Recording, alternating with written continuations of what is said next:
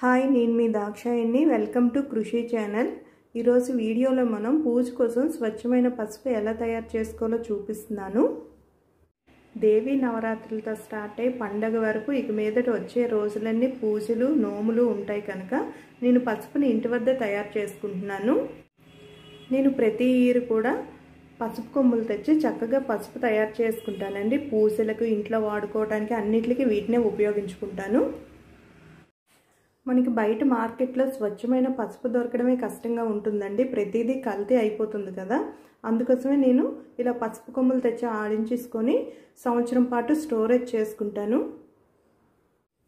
పసుపు కొమ్ములు తీసుకునేటప్పుడు చూసుకోవాలండి. పసుపు కొమ్ముల్లో రెండు రకాలుగా ఉంటాయి. దుంప కొమ్ము ఒకటి, వేరు కొమ్ము ఒకటి ఉంటుందండి.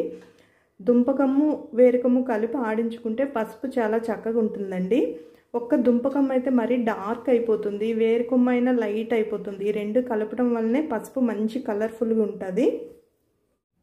మీరు పసుపు కొమ్ములు తీసుకునేటప్పుడు ఈ విధంగా చూసి తీసేసుకోండి. ఇప్పుడు వీటిని చిన్న చిన్న ముక్కలుగా కొట్టేసుకోవాలి. ఇలాగా చిన్న రోల్ తీసుకొని ఇలా వేసేసుకొని చిన్న చిన్న ముక్కలుగా కొట్టేసుకోవాలండి. వీటిని పసుపు కొమ్ముల్ని ఈ విధంగా కొట్టి పెట్టేసుకోవాలి.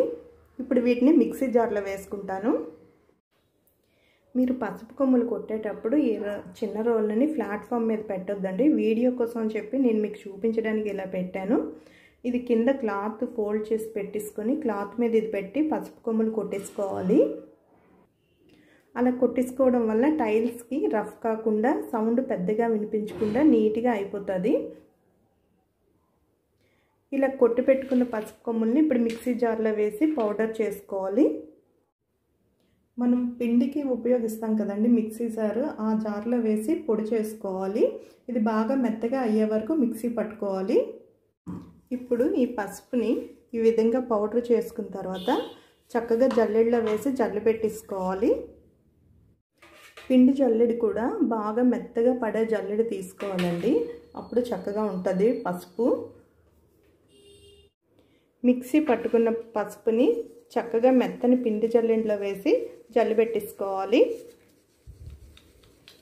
ఈ విధంగా జల్లి పెట్టేసుకుంటే పసుపు కొమ్ముల పైన చిన్న లేయర్లో ఉంటుందండి. అదంతా ఉండిపోయి మెత్తని పౌడర్ మాత్రమే వస్తుంది. మేము ఇప్పుడే కదండి, మా చిన్నప్పుడు కూడా మా అమ్మ దంపేసి మరీ సంవత్సరం పాటు నిల్వ ఉంచుకునేది.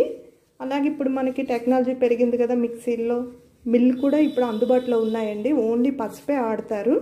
మీకు ఎవరికైనా ఓపిక లేకుండా ఉంటే మీరు శుభ్రంగా కేజీ పసుపు కొమ్ములు తీసుకువెళ్ళి మిల్లు ఆడించేసుకోవచ్చు.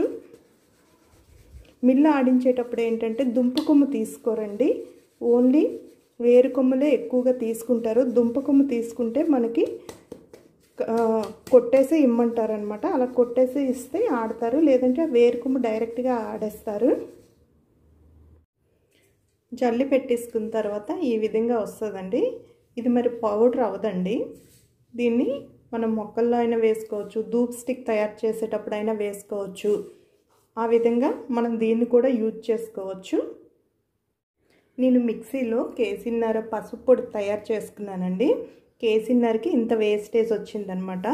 ఇది మనం మిక్సీ ఎంత పట్టినా ఇలానే ఉండిపోతుంది. ఇంక మరి దీని నుంచి పసుపు రాదు. చెప్పాను కదా, ధూప్ స్టిక్స్ కానీ మొక్కలు పెంచుతుంటాం కదా, ఆ మొక్కల్లో కానీ వేసేసుకోవడమే వీటిని. పసుపు పొడిని మెత్తటి పిండి జల్లెడతో జల్లి పెట్టేసుకున్నాం కదండి. ఇప్పుడు డ్రైగా ఉండే ఒక డబ్బాని తీసుకొని అందులో వేసేసుకోవాలి. పసుపుని ఈ విధంగా డబ్బాలో వేసి ఇలా ప్రెస్ చేసుకుంటుండాలండి. మధ్యలో ఎయిర్ లేకుండా గట్టిగా ప్రెస్ చేసుకోవాలి. అప్పుడు ఆఖరి స్పూన్ వరకు ఫ్రెష్గా ఉంటుందన్నమాట. పురుగు పట్టడం అలాంటివి కూడా ఉండవు అనమాట. ఎయిర్ మధ్యలో ఉంటేనే పురుగు చేరుతుంది.